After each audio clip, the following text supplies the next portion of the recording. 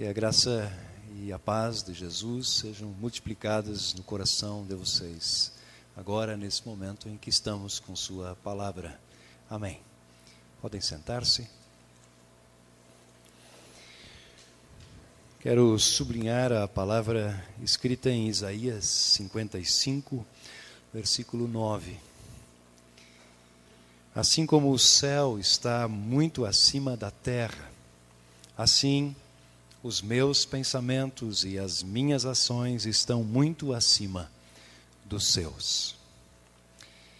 Dito em outras palavras, a maneira de vocês pensarem é muito diferente da minha maneira de pensar. Ou ainda, a lógica de vocês não é a minha lógica. E é sobre a lógica de Deus que eu quero falar um pouco hoje, nessa mensagem. Deus fez Adão e Eva parecidos com Ele, santos e perfeitos. Mas a lógica de Deus preferiu deixá-los livres.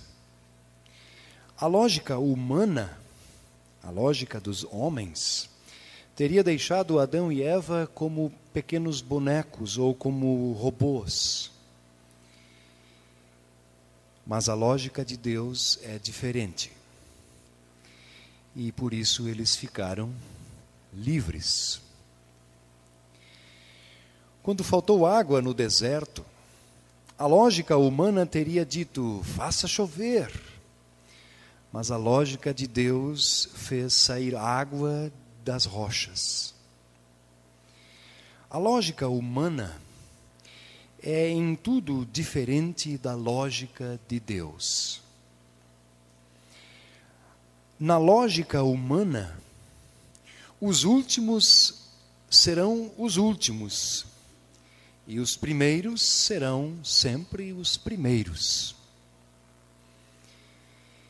Jesus vem falando sobre a lógica de Deus nos capítulos 18 e 19 de Mateus. Hoje lemos um trecho do capítulo 20. Jesus vinha falando do reino dos céus. E a lógica de Deus governa no reino de Deus. Na lógica de Deus, diz nosso Senhor Jesus Cristo, muitos que agora são os primeiros serão os últimos, e muitos que agora são os últimos serão os primeiros. Palavra de Jesus em Mateus 19:30 e em 20:16. Lógicas diferentes, não é mesmo? Para nós, os últimos são os últimos. Para nós, os fracos são os fracos. Para nós, os primeiros são os primeiros. E os fortes são os fortes. Para Deus, os primeiros são os últimos e os últimos são os primeiros. Essa é a lógica de Deus. Os fracos são fortes e os fortes são fracos. Os humildes são exaltados e os orgulhosos são humilhados. Os discípulos de Jesus, os 12, haviam assistido ao diálogo de Jesus com o jovem rico, que está em Mateus 19. E eles viram que o jovem não quis deixar tudo o que ele tinha e seguir a Jesus.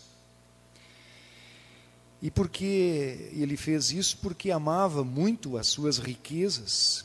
E aí diz o evangelista Mateus, nas palavras de Jesus, ele foi embora triste.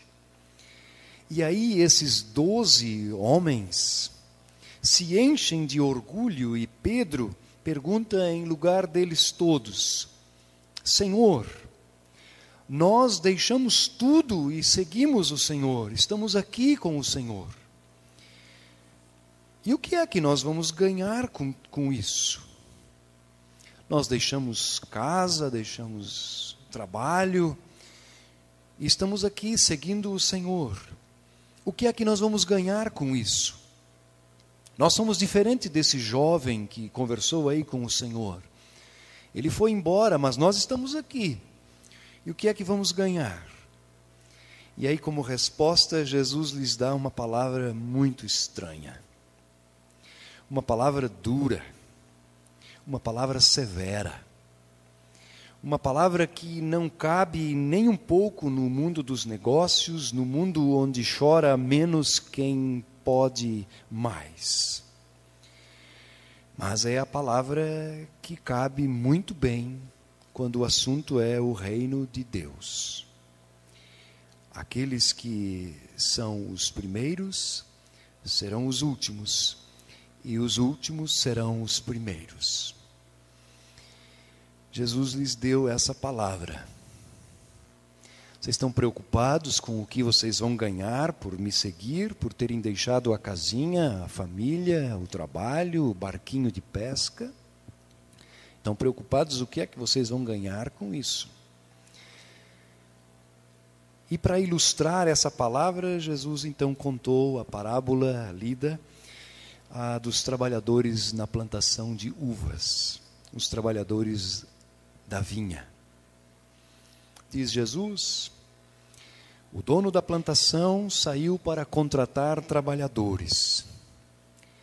Contratou alguns às 6 da manhã, outros às 9, às 12, às 3 da tarde e às 5 da tarde. E às 18 horas o dia útil terminou, chegou a hora do acerto de contas, do pagamento. E o dono começou pelo fim.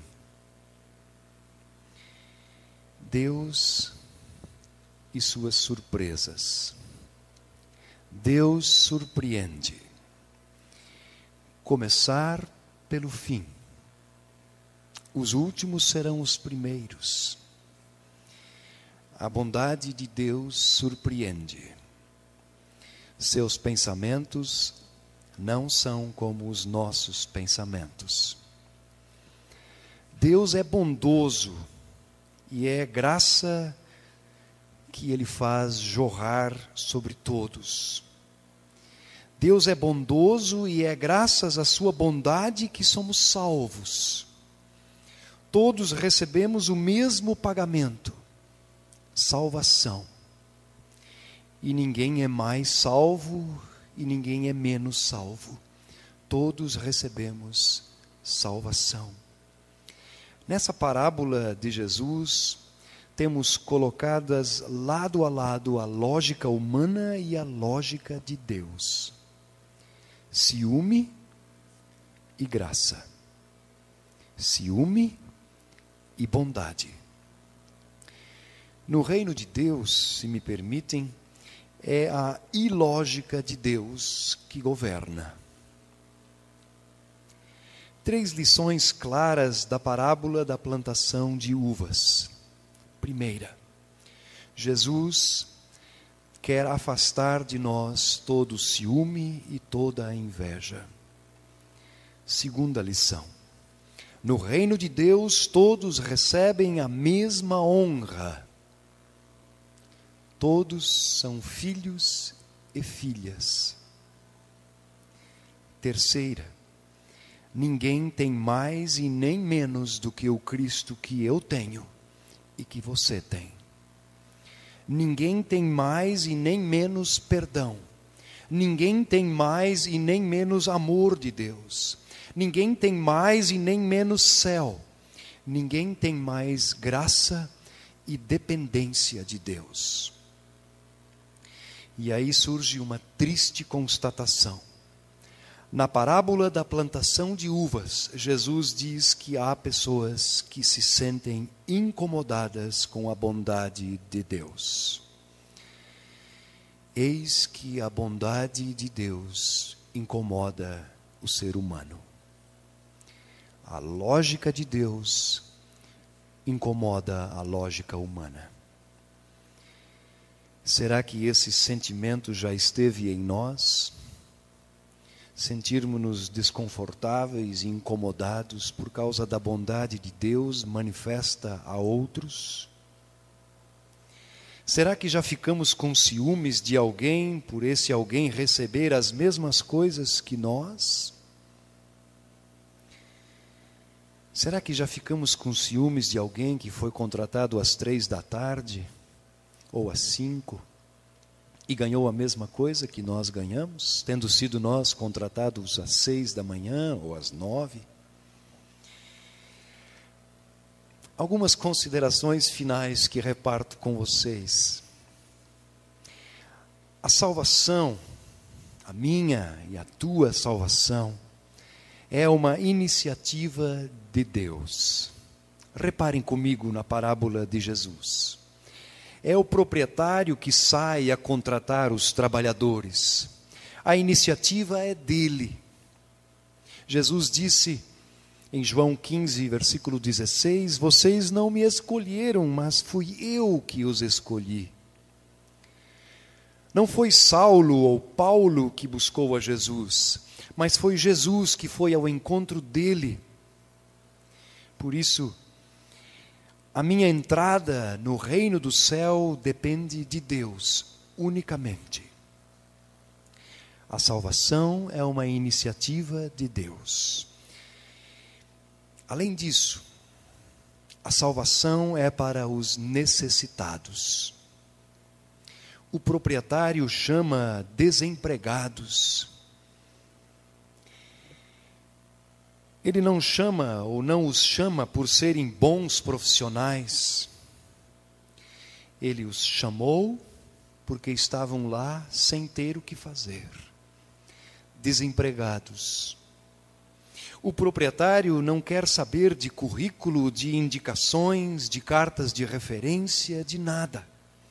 Ele chama pessoas porque se preocupa com elas, não porque elas tenham algo a oferecer. Alguns só trabalharam 1 hora. Não somos bons, como se achava bom o jovem rico de Mateus 19. Pedro diz, o apóstolo Pedro, Deus nos chamou das trevas para a sua maravilhosa luz. Hoje lemos o Salmo da luz. O Senhor é a minha luz. A salvação é um presente de Deus. O proprietário paga o mesmo salário a todos. Justiça e bondade lado a lado. Ele combinou o salário com os dois, ou ele combinou o salário com o das 6 horas e cumpriu com o que combinou. Mas ele usou de bondade com os outros. Foi justo com os das 6 da manhã e usou de bondade com os das 5 da tarde. O salário, que é a salvação, não é uma recompensa pelo trabalho, mas é uma dádiva de Deus. O apóstolo Paulo diz, pois vocês estavam mortos em seus pecados, mas vocês foram salvos pela graça, por meio da fé, e isto não vem de vocês, mas é um dom de Deus. Não por obras vocês são salvos, para que ninguém se encha de orgulho e se glorie a si mesmo. Ganhamos de Deus muito mais do que podemos imaginar. A salvação é um presente de Deus. E ainda, a salvação começa naqueles que se consideram menos merecedores. Os últimos serão os primeiros. A salvação começa naqueles que se sentem e se consideram menos merecedores dela. O proprietário começou a pagar por aqueles que só trabalharam 1 hora. O orgulho humano, que é próprio da lógica humana, é uma grande barreira para a salvação. É um problema achar-se digno e merecedor das bênçãos de Deus. Ninguém merece as bênçãos de Deus. As suas bênçãos são fruto da imensa graça de Deus. Aqueles que só trabalharam 1 hora não se achavam merecedores de salário algum. No máximo, eles esperavam ser contratados para o outro dia. Eles jamais poderiam pensar em ser os primeiros a receber o salário. Quanto mais de receberem o mesmo valor, a mesma moeda de prata dos que trabalharam todo o dia. A salvação é para todos os perdidos, a salvação é para todos os que se consideram perdidos. Todos estavam e estão perdidos, mas nem todos se consideram assim, se consideravam assim. Mas a salvação é para todos os que se consideram perdidos. A salvação é a mesma para todos e para todas. É para quem é contratado ainda de manhã cedo. E é também para quem é contratado às 5 da tarde. Andei lendo algumas coisas sobre o que poderia significar esse ser contratado às 6 da manhã, às 9, às 12, 3 da tarde, 5 da tarde. E de acordo com o que li sobre essa parábola, ser contratado cedo seriam aqueles cristãos que receberam a fé em seus corações ainda bem pequenos, batizados enquanto bebês. Foram salvos no começo de sua vida terrena. E os contratados às 5 da tarde são aqueles que começaram a crer em Jesus e o conheceram como Salvador, já em idade adulta ou mesmo em idade avançada. De novo, basta olhar para Jesus. Jesus elogiou a fé das crianças. Lembrem? Está aí em Mateus 19. Jesus elogiou a fé das crianças. E Jesus disse ao malfeitor na cruz, lembram dele? Aquele que creu em Jesus no último instante de sua vida, Jesus disse para ele: hoje você estará comigo no reino dos céus, no paraíso. Meu irmão e minha irmã, se você está tentando alcançar a salvação com o seu esforço próprio, desista disso. Se você está tentando achar dignidade em si mesmo para entrar no reino dos céus, você nunca entrará nele. Se você se acha indigno de ser salvo, então saiba que é para você mesmo que é a salvação. Eu sei que falo para pessoas, para filhos e filhas de Deus, que apesar de se esforçarem na vida cristã, de ouvirem a palavra, de virem ao sacramento, de batizarem os filhos, de procurarem seguir nos caminhos do Senhor, eu sei que apesar disso são filhos e filhas que ainda se sentem não merecedores da graça e da salvação de Deus. Mas sempre é bom estarmos alerta e vigiarmos o nosso coração para ver se não tem lá um risco de orgulho, de achar-se mais merecedor do que aquele outro, do que aquela outra, menos pecador do que um ou do que outro. A salvação, na parábola de Jesus, o salário, o pagamento, é para quem se vê e se reconhece indigno de recebê-la. O reino dos céus tem um proprietário. O reino dos céus tem um dono. O proprietário é Deus. E é a lógica de Deus, muito diferente da lógica dos homens, que governa no reino dos céus. Ele pensa diferente dos homens. Ele é bondoso. Nosso Deus é muito bondoso. Como recompensa de nossa fé, Ele nos deu a salvação. E Ele deu a salvação igual para todos. Quando chegarmos no céu, quando adentrarmos os portais da vida eterna, nós não seremos colocados uns nos espaços mais nobres, outros nos espaços menos nobres. Não. Todos seremos colocados para dentro do mesmo céu. Teremos o mesmo Cristo, o mesmo Salvador, a mesma alegria, a mesma felicidade.